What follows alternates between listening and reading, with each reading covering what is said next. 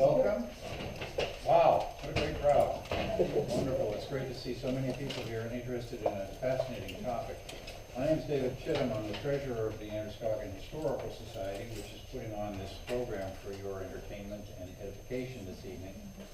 We are a nonprofit organization, 501c3, so every dollar that you put in our donation box over here is fully tax deductible to the extent of the law as it exists today. I'm not sure what's going to happen tomorrow, but today it's tax deductible. And it's very easy. You just put your money, hold it up, spot right in the top. Those of you who have been here before have seen me do this, and I'm getting quite good practice at it. So there it is. Please don't let it go hungry this evening. We are going to have our program. I'm going to introduce Bev Robbins, our program director, who will then, per formality, introduce our speaker for the evening. Before that, I want to remind you that at the end of the program, there are refreshments out in the outer hall. You're welcome to view the museum, hang around. We have two museums, our library, that you're welcome to tour tonight, as well as during our normal hours, Wednesday, Thursday, and Friday afternoons. Our next program is April 24th. Lou Alessio is going to be talking about men's fashion, so I expect to see as big a crowd there for that as for this. Without further ado, I'm going to introduce Bev Robbins, our program director. Thank you. Hi, everybody. Thanks so much for coming. Let's set the scene here. 80 years ago, after the sun set behind the western Maine foothills, Dr. James Littlefield drove to a home on Paris Hill for what should have been a typical house call. Instead, in the second-floor bathroom, he was struck on the head with a hammer so hard that his false teeth were underneath the bathtub. He was strangled, wrapped in a blanket, and carted off. For 3 days, nobody knew he was dead. By then, his wife Lydia was dead too, strangled with a belt after being driven around in a car for 2 days, not even knowing her husband's body was in the trunk. Are you on the edge of your seat yet? Here we have the classic whodunit. And this is Percy Turner. He's a retired Maine state trooper who patrolled western Maine for nearly 3 decades. He heard people talking about this case for years and years. His own grandfather worked with one of the main players in the mystery. His aunt went to school with one of the suspects. In his private time, he amassed old reports and crime scene photos, and he made this case a personal whodunit. He has theories. May I introduce Percy Turner?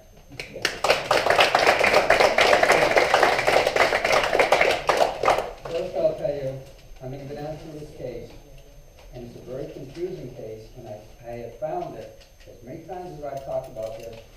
As I'm talking about it, I even get confused. But, anyways, on October 15, 1937, Sergeant Price, Ralph Price from the state police, was at the Dunstan Corner Barracks in Scarborough and got a call of a missing person, or missing persons in South Paris. Got in his car, he drove to South Paris to the office of and home of Dr. James and Lydia Littlefield. And he went in, and the door was unlocked. He went into the house. He found, looked around, found the appointment book. The appointment book showed that the last entry was Mrs. Jessie Dwyer on Paris Hill. So he drove up through locals. It was after dark to get up to Paris Hill and found the house where they lived, but it was dark and nobody was around. And so from there, he drove to, there was no direct route back then, a lot of it was dirt roads. He drove to headquarters, got to headquarters in Augusta about dawn. And he hung around headquarters for a while. So now let's revert back to South Paris, and there was a deputy by the name of Sid Barrow was in the phone room. They didn't have radios at that time. He was in the phone room at, so it's the morning of the 16th of October now, and he's in the phone room, mid-morning, and the phone rings. And it's the chief of police down in North Arlington, New Jersey. And he asked Deputy Barrow if he knew a kid by the name of Paul Dwyer from Paris Hill, because he did. And he said, we've got him down here. We got him, and we found him driving a car, or in a car, with 2 bodies in it. Dr. James Littlefield and his wife Lydia. So just starts this whole thing in motion. What had happened was, Paul Dwyer was parked beside the road in North Arlington, New Jersey, and this was right after the Brady gang.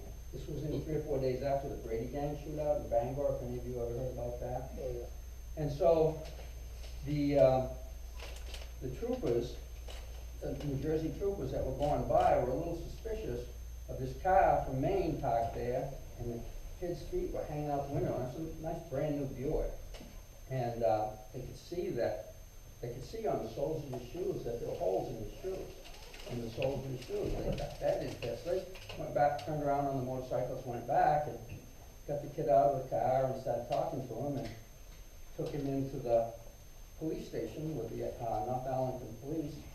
And while they're in there talking to him, he's telling them he's taking the car to Florida for the work fields. And meanwhile, as the officers are looking through the car, and they come running, one of the officers comes running in and says, "You're a murderer." He says, there's a body in the trunk. And Dwyer says, his name is Paul Dwyer, driving the car. He said, "Well, there's one under the luggage on the back seat floor too." So, anyways, they take a statement from him. It comes out quite a few pages. And he said that he needed money, and from what other townspeople said, he was always needing money. And he got Dr. Littlefield up onto Paris Hill and tried to rob him. One thing led to another, and he wound up killing him with a hammer. He wrote out a very lengthy confession, said he hit him over the head with a hammer, and then he strangled him. And after he died, he took his money and only had $26. So he rolled him up in a rug, put him over his shoulders. Now, Dwyer wasn't a very big guy, big kid at the time. I think he went to about 130 pounds. Carried him down the stairs, down the hallway, around, and down into the basement and out to the back of Dr. Littlefield's car and put him in the trunk of the car. So from that point, he went down to Dr. Littlefield's house, and he stated at that time that he knew Mrs. Littlefield, knew that he was up there, and he thought maybe Mrs. Littlefield would have some more money. He told Mrs. Littlefield that Dr. Littlefield had run over 2 people and killed them, put them in the bushes, and they had to go to Boston to meet him down there because Dr. Littlefield had taken the train to Boston. So Mrs. Littlefield, and he wanted to bring some money. So Mrs. Littlefield takes some money, and they get in the car and they drive to the South Station in Boston the next morning, and he doesn't show up, obviously. So they go, pretend to make a couple of phone calls, and he comes back and he says he's going to meet us tonight in Concord, New Hampshire. So they get up there, and he doesn't show up on the train. And so the next morning, he goes and pretends to make another phone call. They go back to Boston, they go back to Concord, go back and forth, but they stayed in the Eagle Hotel and used their own name to sign into the hotel. And so after a couple of days of this, Mrs. Littlefield decides, let's go back to Maine, I want to go back home. So they start back from Maine, they come up through the old way, up Route 1, up through Newburyport, and stop and get pretty tired. They get into Portsmouth, New Hampshire. They stop to get coffee, and Dwyer goes into the restaurant, sits down with a couple of kids in the restaurant. Mrs. Littlefield doesn't want to go in, she sits in the car. So Dwyer goes out, gets in the car, and they drive back, and they're coming up Old Route 26, just this side of Dry Mills, and Dwyer's getting kind of tired. So he pulls over, you know where the Snow Hill Road is, breaks off Old Route 26. He pulls up in there a short distance, and I think there's a little trail back there now, but at the time it was open field. He pulls in there and dozes off, and it's just getting early in the morning on the 15th, and Mrs. Littlefield starts asking him a lot of questions. She's getting pretty suspicious. And she says, I'm going to get help, and she tries to get out of the car, and he grabs her, and she starts blowing on the car, and he takes his belt and strangles her. So he moves her, puts her in the back seat, covers her up with luggage and some other things in the car, and heads back out of state. He's still pretty tired, and at this point he decided he's going to give up and try to turn himself in. And he's going down through New York City and keeps running red lights, gets pulled over a couple of times, gets a couple of warnings, and gets over into New Jersey and pulls over and because he's just too tired to drive. And lo and behold, that's when the New Jersey State Police catch up with him. So anyways, they're flying back to Maine. They send down the district attorney for Cumberland and Oxford counties, and the state police officer and the 2 sheriffs.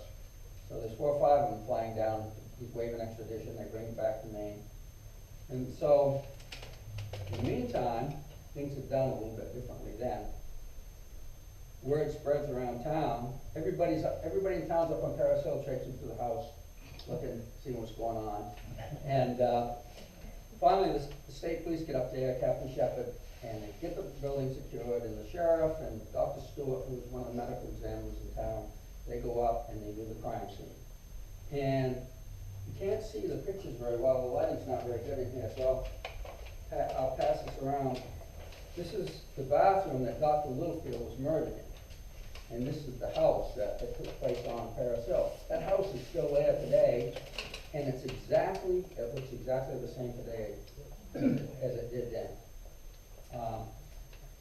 You'll see that there are a number of numbers written around here. Those are indicating blood stains and different things. I don't have a legend to go with it. I was able to get the crime scene photos, but not the legend. And this is just a downsized photo of the crime scene. So, anyways, this is in October. The state police have done the crime scene, and they've taken the confessions, and Dwyer wants to go to trial. So come the November term of Superior Court, now it would take you, what, a year to get a murder trial taken care of, but 4 or 5 weeks later, they go to trial. They get 2 days into the trial, and Dwyer says, enough of this. He stops the trial and he pleads guilty. And under the statute at the time, he's automatically sentenced to life in prison, and they take him to the state prison in Thomaston. So he gets down there and decides that, geez, how am I going to get out of here? So, back up a little bit. Dwyer, at one time, had dated a girl by the name of Barbara Carroll. Barbara Carroll was the daughter of Deputy Sheriff Francis Carroll. He was the chief deputy of Oxford County at the time. And Barbara had written Paul some letters saying, and spelled out in those letters, supposedly too, the letters have disappeared, that her father had taken indecent liberties with her over a period of several years since she was about 12 years old. So a New York newspaper, and I think it was the New York Post, printed an article in their paper after Dwyer pled guilty and about this murder, and said that Barbara was at the crime scene at the time of the murder. So the deputy, Francis Carroll, didn't like the fact that his daughter had been brought into this case, so he sues the newspaper. So at that point, the newspaper hires a private detective by the name of Tom Cavanaugh, and he comes to Maine. Who knows why, but the governor ordered the prison warden to give the private detective unfettered access to Dwyer at any time he wanted to see him in prison.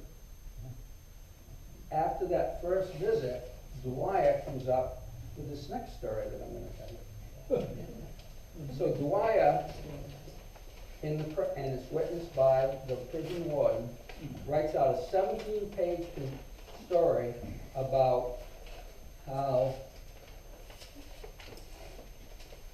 what happened was he was claiming at this point that Dr. Littlefield was coming up to his house on Paris Hill to examine Barbara because they thought she may be pregnant. So, as he tells the story, Dr. Littlefield comes up, and while he's examining Barbara, Francis Carroll comes up, and Dr. Littlefield confronts the deputy and accuses him of indecent liberties with his daughter. And at this time, as the story went, Carroll got upset, took his gun out, and pistol whipped him. Hit him over the head a couple of times with the butt of his gun. Knocked him out and strangled him. And then and at the same time, Dwyer claims that he passed out and couldn't remember everything that happened, and that was part of his story. He changed that. Actually, by the time he got done, I think he had 6 different stories. So anyways, Carroll and Dwyer carry the body downstairs, put him in the trunk of the car, and he tells Dwyer to get rid of the body and get rid of Mrs. Littlefield. So, as the story went there, the story follows pretty much the same pattern. He tells Mrs. Littlefield the same story and stuff, and they come back, and she wants to come back to South Paris. So they come back to South Paris, and they go up on High Street in Paris and park in front of Deputy Carroll's house. Deputy Carroll comes out and says to him, "I thought I told you to get rid of her," forces him at gunpoint to go up on Elm Hill in Paris, supposedly handcuffs Dwyer to the steering wheel of the car, and then strangles Mrs. Littlefield. And now he tells them, get rid of both those bodies. So, anyways, the story fits the same pattern again. He winds up getting caught in New Jersey and comes back to Paris. And he says the only reason he pled guilty to begin with was because Carroll was threatening while he was in jail and threatening his mother, so he decided to plead guilty and get out of there. And so, anyways, in May, they arrest Carroll on the morals charges. And they take him, and before they're all done, he's indicted for murder. They go to trial, and they have a week-long trial, and he's convicted of murder under those circumstances, and he goes to prison. He gets life in prison. So what do you suppose happens to Dwyer? Nothing. He stays in jail. So now you have 2 people sitting in state prison at Thomaston for the same murder of Dr. Littlefield under 2 different set of circumstances, and Dwyer does not get out of jail. So as the years pass,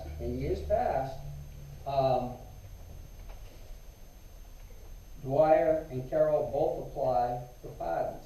They don't get it. They apply for commutation of sentences. They don't get it. They apply for new trials. They don't get it. And then, in 1950, after 12 years of Carroll sitting in jail, he applies for what they call a writ of habeas corpus. And it goes to the Superior Court Justice Albert Beliveau up in, Severin's his son, Albert Beliveau up in Rumford, and they have this hearing on a writ of habeas corpus. And so, Albert Beliveau releases, after several weeks gone by after the trial, inspector writes out his decision, and he releases Carroll on the writ of habeas corpus. So Carroll gets out, and they didn't clear him of the charges, so the state has 2 options: either take him to trial again or forget it. The state decides to forget it. Carroll sues the state. So the legislature orders the Attorney General's office to do a review of the case. Dwyer is still sitting in jail. And this is 12 years later. It goes on to 1959. So now what is that? 22 years later, that Dwyer is still sitting in jail. And he's tried everything to get out of jail. Finally, he tries this scheme, or whatever you call it. He went before the court and said that he should have been released from jail when Carroll was convicted, because they proved that Carroll did it, and he should have been released from jail. The court agreed that yes, he probably should have been released from jail. They ordered his release, but they didn't vacate the conviction. They ordered it to be retried. But the governor at the time, and I don't recall his name, he decided, I don't want to go through this. I don't want the state to get sued against me, commuted his sentence, and just released him altogether. Nobody has ever been tried for Mrs. Littlefield's case. In fact, it's still considered an open case. So, what I've done is I've just given you the nutshell. It would take me 3 or 4 hours to give you all the details on it. But Beliveau's finding, a number of things happened when the state was getting ready to prosecute Deputy Carroll for the case. They assigned the sheriff's office to reinvestigate it. They assigned Deputy Barrow, who was a part-time deputy at the time, but he was assigned to reinvestigate this homicide case. But as far as the state police concerned, was closed. All of the physical evidence at the crime scene showed 2 people in the bathroom at the time.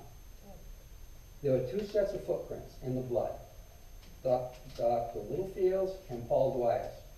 There were no fingerprints, and there was no physical evidence to tie Carroll to the crime scene.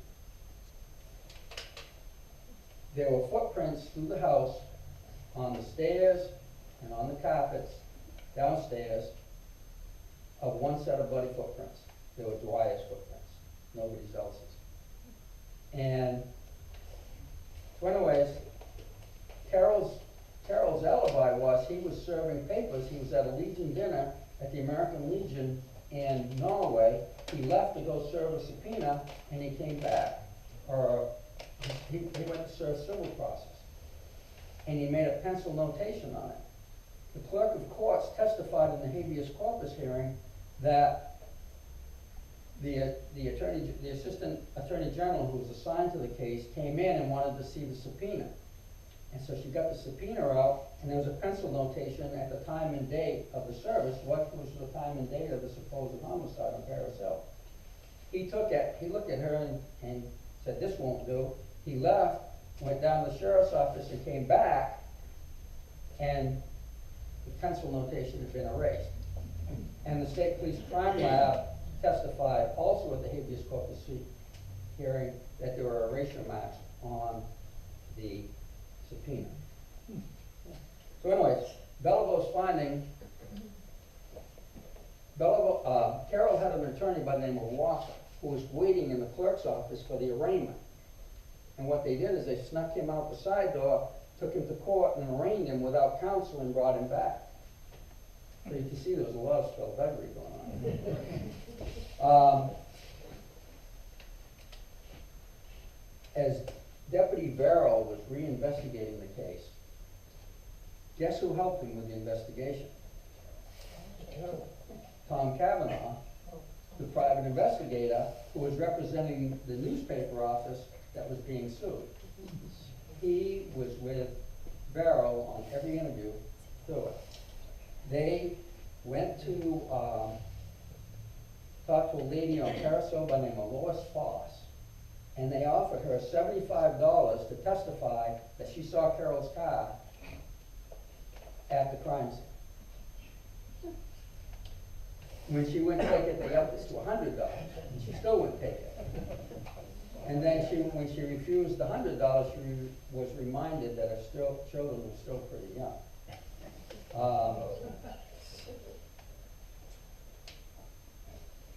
At the habeas corpus hearing, the assistant attorney general, his name was Burkett, neither he nor the sheriff would offer or deny any explanation for the way they conducted the investigation.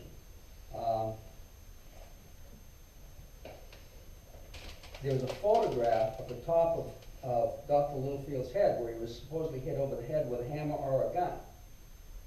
At the jury trial for Carroll, they took the photograph and put the butt of the gun up against it and showed that it fit perfectly.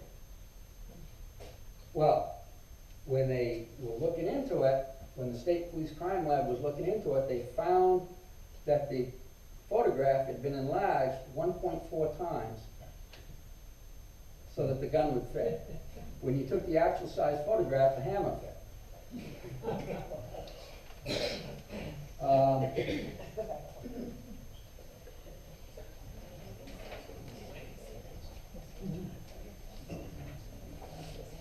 The 17-page statement that I'm sorry, I told you to get these names mixed up.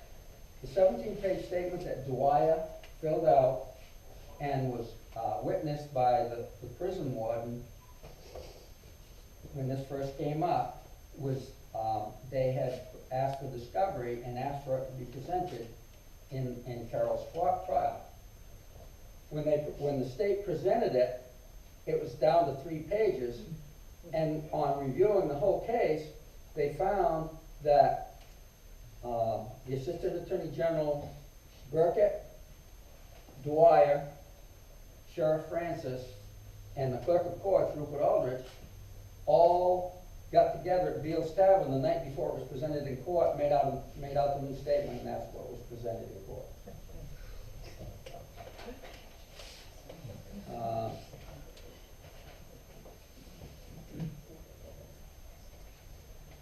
So anyway, that's the general outline of what happened. My opinion, this is still a real hot topic up in the Norway Parish area. Some people firmly believe that Dwyer did it. Others believe that he couldn't have done it. He busted out with personality. He was a nice appearing kid. He was a kid about town and just a really nice kid, and nobody could believe that he did it. But they could believe that Carroll did it. But then other people believe that Carroll couldn't do it and Dwyer did it by himself. My opinion is Dwyer did it by himself. So the next question is, what was Dwyer's motive? We'll never know. And what was the state's motive to railroad Carroll? In my opinion, it was railroad. What was the state's? I think, my personal opinion, that some money was handed out to certain people in key positions to get the case, the civil suit to go away. Okay. Why else would they have a private investigator from them assisting with the investigation? Anyways, that's it in a nutshell. There's just tons and tons of more details to it. So if you have questions, now's the time to ask. Okay. Yeah, I've met Francis Carroll 2 or 3 times when I was a kid. Yeah. His brother was married to my grandmother's sister, Grace Carroll. Yeah. So, and my grandmother always swore, that's how I met him. She'd taken me, gone to visit Francis Carroll after he got out of jail. Yeah. Prison. And, she always had the opinion that he was a nice guy, and of course, his daughter denied that her father had been the father of my grandmother. Yeah. So, my grandmother would be very happy to hear your opinion. Yeah. My grandfather was a deputy sheriff in the 30s and 40s and worked with Carroll, and he was convinced that Carroll did it.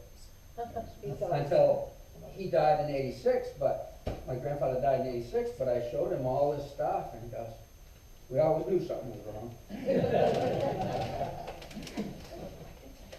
So what happened with the morals charge against Deputy Carroll? Well, he went to prison for the murder, and by the time that came back around, it's still in question whether that was true. And the statute of limitations was up by the time he got out. He was never indicted for that? No. No. He was arrested for it, but never actually charged with it. Was there any investigation done to see who had it out for the deputy? By the time he got out, most of the people that prosecuted it were dead, save one. Because it looks, on the surface, it looks to me like somebody had it in for the deputy. Yeah, and like I said, I don't know why, but I'm guessing that it's because some bribes were given to get him off. And plus, they may have felt that they couldn't prove the morals charges, but they believed them, and they wanted to punish him for that. Punish him for the morals charges through the murder charges. Exactly. But I think that's part of it, but I think it was mostly because, why was this Kavanaugh character involved in the investigation? And why was he given free access to Dwyer anytime he wanted to see him? And he had multiple visits with him in the state prison. So. Why wasn't anybody charged or tried for Lydia Littlefield? That was a Cumberland County case, and so originally they were gonna try them together. But for whatever reason, and I can't tell you why, I don't know why, they just went forward with the killing of the doctor. And so the thing, as you can see, it became so convoluted that I think by the time they got out, both of them got out of prison, the state didn't even want to go there. We had an appointment with a patient at that house. Right. Where was the patient? The patient was according to the appointments book, was Jessie Dwyer, who was Paul Dwyer's grandmother. She was living, Paul's mother was the nurse at Hebron Sanatorium. And she was staying at the sanatorium, and the grandmother was also staying at the sanatorium. Now, as it goes,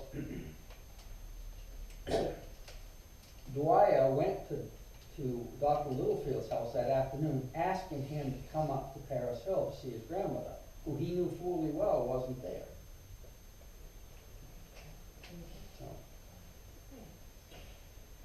You'd think this is a small community. Dr. Littlefield must have known that the grandmother wasn't at the home, that she was at the sanatorium. well, you would think, but still, how do you know? Yeah. What happened to Dwyer? Dwyer got out in '59. He went to Beale's Tavern and lived in Beale's Tavern. He worked for Joe Stone at the Barjo in the kitchen, washing dishes for some time. And from there, he got married. He married a girl from Norway, divorced. I think he had one child. She lives in Newport now, I understand. And he lived up until around 1989 when he died. I thought I heard you say something about a civil suit. Civil suit, yeah. And that would be offense for what? Slander, I guess. The newspaper printed an article, and I think it was the New York Post, printed an article that Barbara Carroll was present at the time of the murder on Paris Hill, when Dr. Littlefield was killed. And Francis Carroll sued the newspaper for implicating his daughter. That's why. And on a post-conviction review of state habeas corpus, Right. can't they, I don't know, I believe it can go over to the feds, can't it? Go up to the feds if it's denied on the state level? I don't know. Or not, I'm not sure, but I thought you could shoot that over to a federal court to have them review the state findings. I don't know either, I was just wondering if that had ever been done. And so, I don't know. We don't know, yeah. I'm Buddy Frost. I'm the founder and the president of the Clinton Historical Society. But I got interested in this murder back in 1963 when I met my wife. And I went to her grandfather's house out in Massachusetts. And she introduced me and told her grandfather I was from Clinton, Maine. Maine, huh? He says, my uncle got murdered up there. And state troopers were so damn stupid they couldn't figure out who done it. They had 2 suspects, so they threw them both in jail. Well, that was the first I'd heard of it, and it was his uncle. Yeah. You know, it was my wife's second great grandmother's son. Yeah. And so I moved to South Paris, not because of that, but I happened to move to Norway to work at Maine Machine over there. I worked there for 6 years. And I lived in Norway, Lucian Fachess. Oh yeah, That's another problem. And then I bought a house in South Paris and lived there for 3 years. So I met a lot of people in South Paris and Norway. And I agree with you 100%. There's a fight going on, at least in the 60s, 70s. Still is. And I wouldn't be surprised if it's still there. And certainly, the story that you told, I've heard a lot of times, but I've heard a whole other side of it. Yeah. And I'm not, now, do you know who James Archibald was? Wasn't he one of the attorneys? He was an attorney, and he retired. And when he was 91, he was writing this book on this murder. And he called me, and I talked to him he called me several times. And I don't know why he called me several times. I had read both of the Thunder Over South Parish and the Down East Detective story, which are conflicting stories to begin with. But I did talk with him quite a bit. Was he one of the assistant attorney generals that reviewed the case in 1950, isn't he? Yes. Yeah. That was his first case when he He reviewed the case at the request of the legislature. Yeah, absolutely. Yeah. And I don't know what his opinion was of it. I don't know that I ever got that out of him. I was wondering According to if this report, his opinion was the same as mine. I don't know that the book was ever printed. He died 3 years later in Florida, I know that. Dwight died in Florida also, and like He you did. said, it was in 1989 in St. Petersburg, Florida, he died. But now, one of the reasons that I feel as if, and I heard several people say it, why people were down on Carol, Walter Jacobson told me that Carol shot his father on Main Street of Norway a few years before that murder.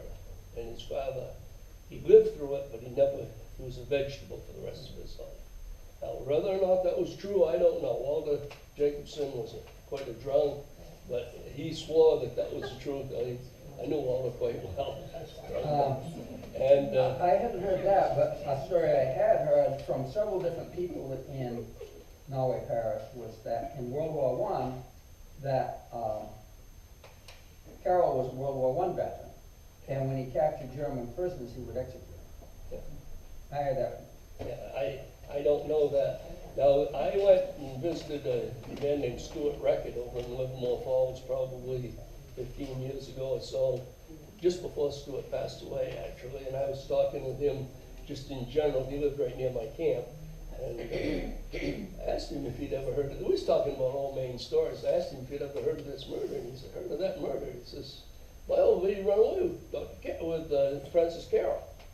And I says, I wasn't sure that he met his mother or his wife. But I did find out afterwards he met his wife, and she went over there, and evidently he was working in some legal office or something after he got out. This is in 1952. And Carroll's wife divorced him while he was in prison. Yeah. And she went over there because her mother was getting a divorce, and she lived over in Norway. Yeah. And they were trying to get a restraining order against her husband. And I want to say Dr. Carroll, because it was Dr. Carroll Clinton, but Sheriff Francis Carroll was working with him on that paperwork, and she fell in love with him. Yeah. And left her husband and run off. They never married, but she ran off with Francis Carroll. That's what Stuart says. I don't know anything, All I know is hearsay, but I heard a lot of hearsay. And I kind of asked for hearsay, I asked about everybody what they thought of it. One thing that this report does tell us, the Attorney General's investigation they found a number of papers that Dr. Littlefield was under investigation For drug use? for drug use. Yeah, I have heard that a lot. Not that he was illegally dispensing it, but he was using it himself. Absolutely. Which, why they feel is that Mrs. Carroll so easily believed Dwight when he said that when he told her that he had run over a couple of people. And which also may be one of the reasons why Dwight had him come up the hill. They might have had some drug use. I have certainly heard a lot about that he used drugs. Yeah. Where exactly was he to place? What? Heater. A heater piece? That's an old term, I know. and it's a Y in the road. It's where the Snow Hill Road branched off from the old Route 26, and it was open area at the time. There's a little trailer park, and it's grown up with pine trees now. But the heater piece is where old cars, when they started to overheat, they would turn off, and usually at a Y in the road where they could get off the road and let the car cool down. That's why I call it the heater piece. And in fact, some of the reports there refer to it as a heater piece.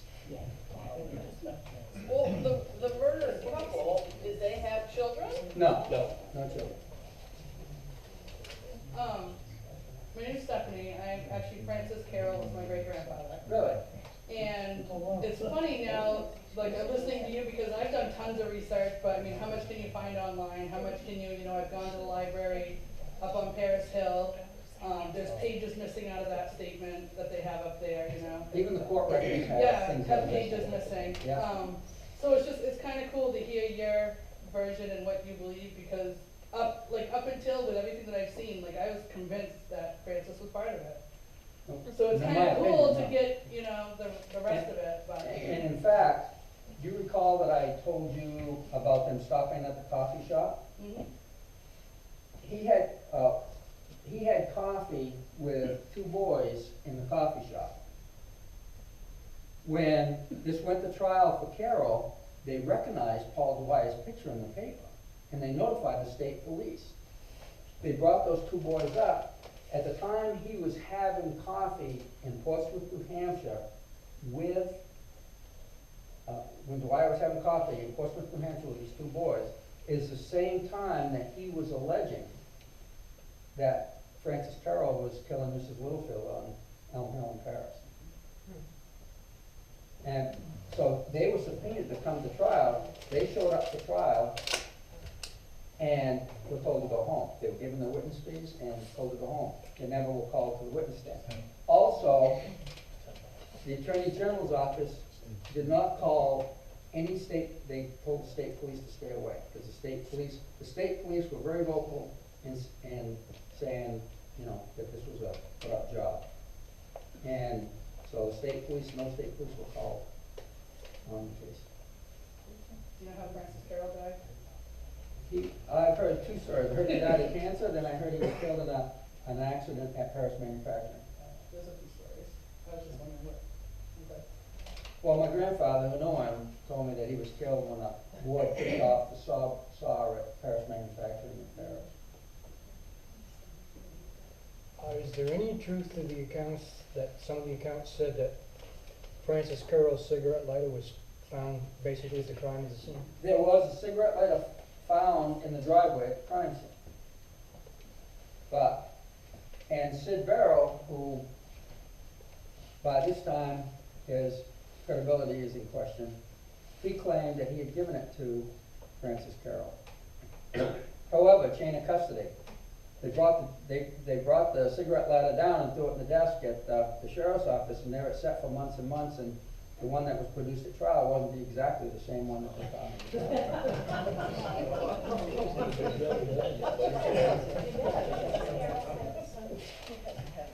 I gotta tell you, that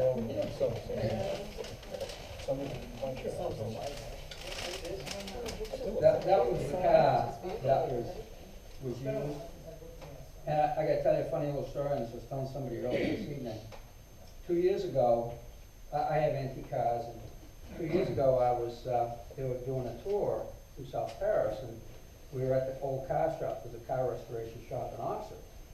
And we were there, and I had the state police have an old antique state police car, and I had it there.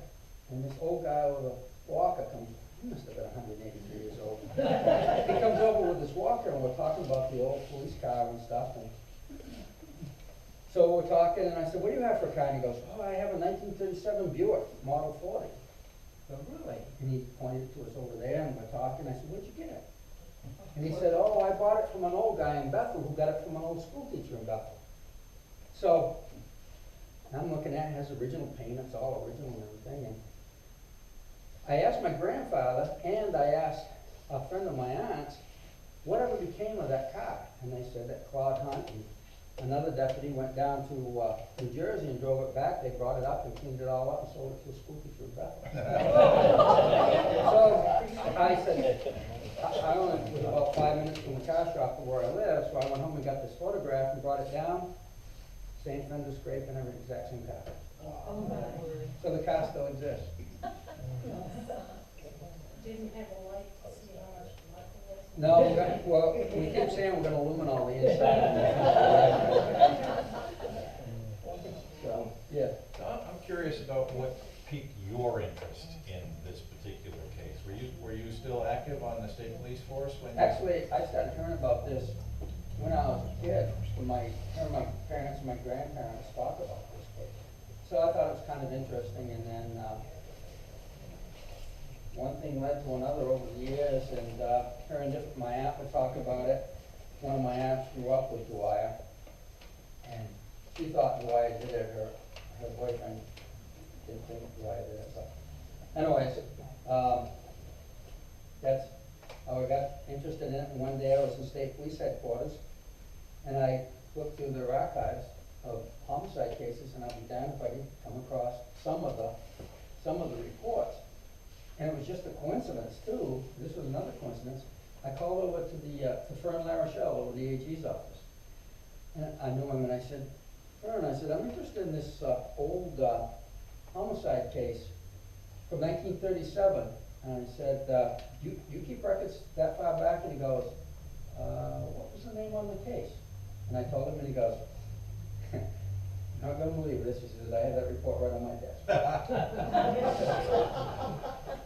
But what had happened was, how that happened to be on his desk. Remember, we mentioned in passing that the Attorney General's office, that the legislature had ordered a review of the case.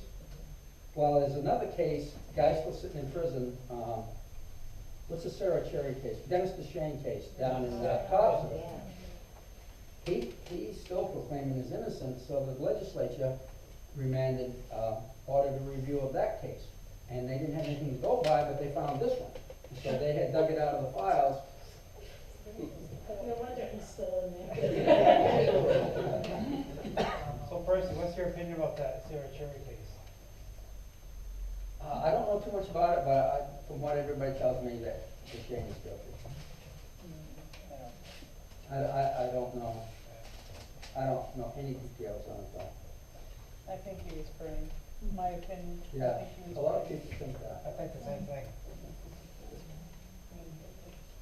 For someone to profess an innocence, this one.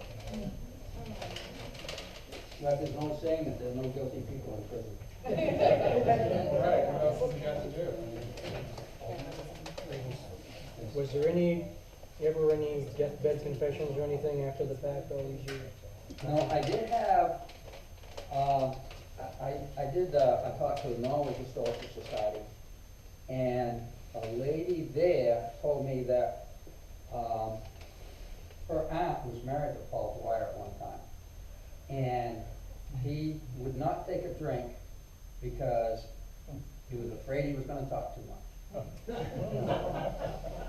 But as far as no deathbed, I never heard any. And actually, I did talk to a priest that happened to be with Dwyer when he was dying, and he said that he wouldn't talk about it. He tried to get him to talk about it. He wouldn't. Do you have any ideas about why the Governor Biden ordered the Department of Corrections to let an investigator have unlimited access to an inmate? I mean, that is a little bit strange. Well, I mean, political and. I would have to speculate, and my thoughts on that would be negative towards the government. Me too, but somebody influenced the governor, it sounds like, you know. But that same governor was implicated in the Auburn motor vehicle theft, where the $30,000 was stolen out of the motor vehicle bureau overnight in 1938, the same time. Good old days. And that's another story altogether. What did the 183-year-old gentleman, how did he react when you told him there had been 2 dead bodies hauled around in his car for 3 or 4 Well, days? he thought a copy of everything I had. He put it with the car, and he had the Maine, I think it's the Maine Obsolete Auto League, who has a publication, they did a big story on it. Did you offer to buy, did you offer to buy the car from him? It's not anything that interests me. Other than the history of it, but as far as the car itself, it doesn't interest me. Now, during your career as a trooper, is there any case that was, kind of mystery behind it that you would say was all messed up and?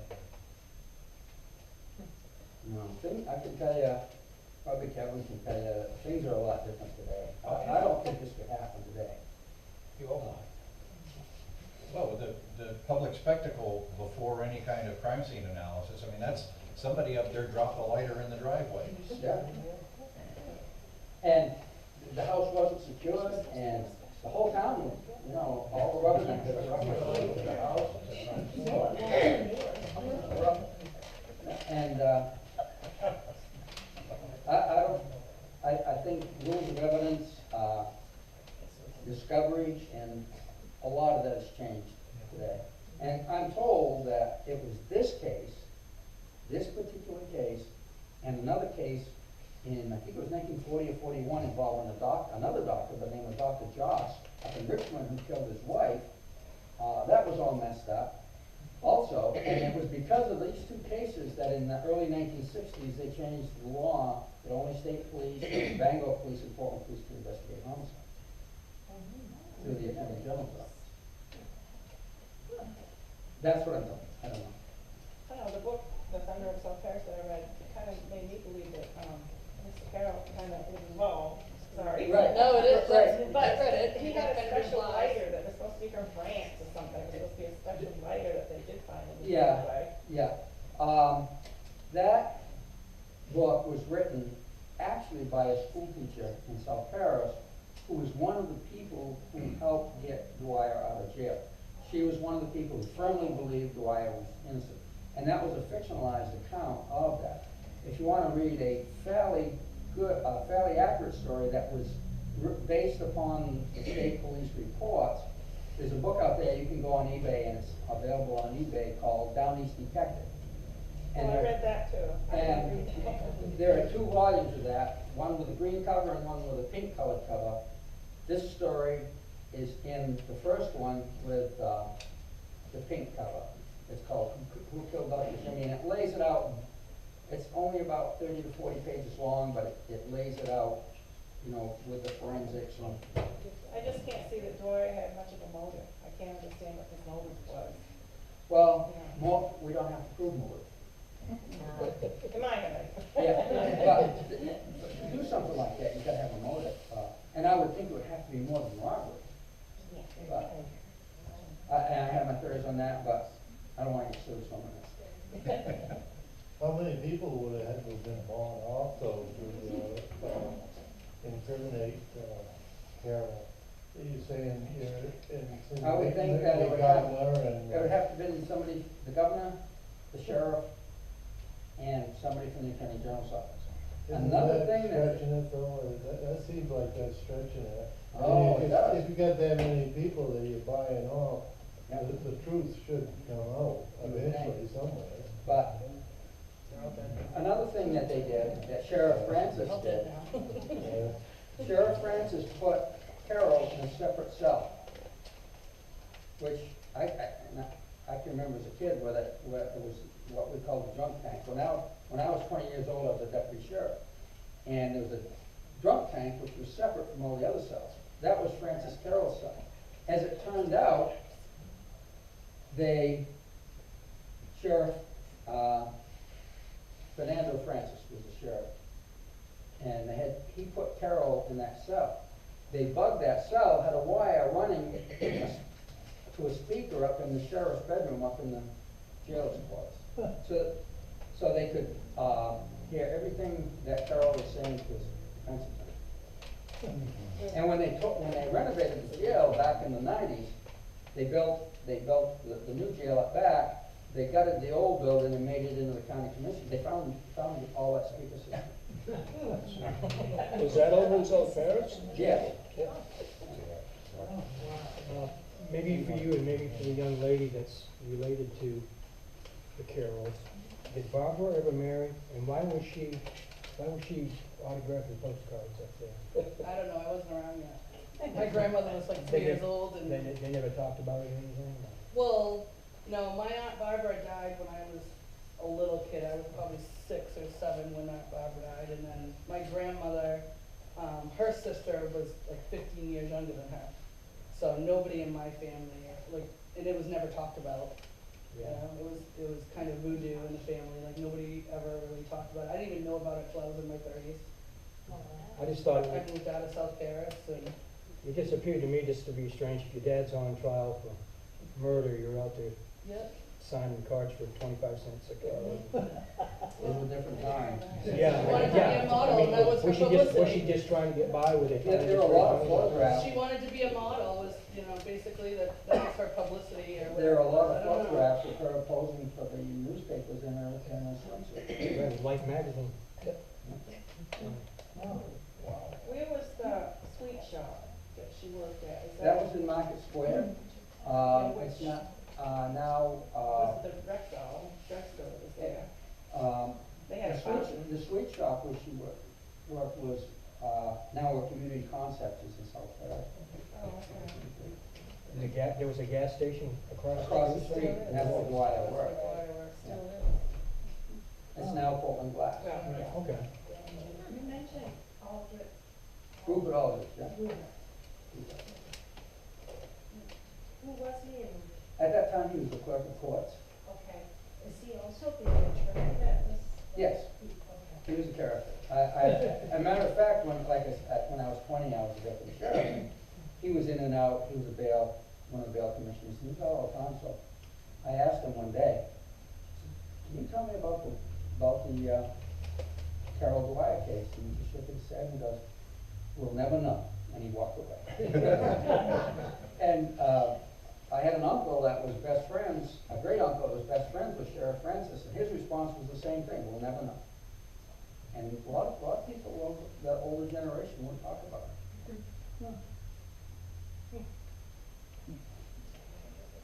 Somebody knew something. Yeah. Well, thank you very much.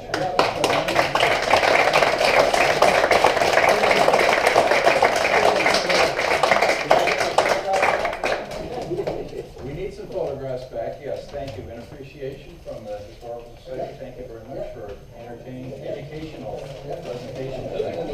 Please take the brochure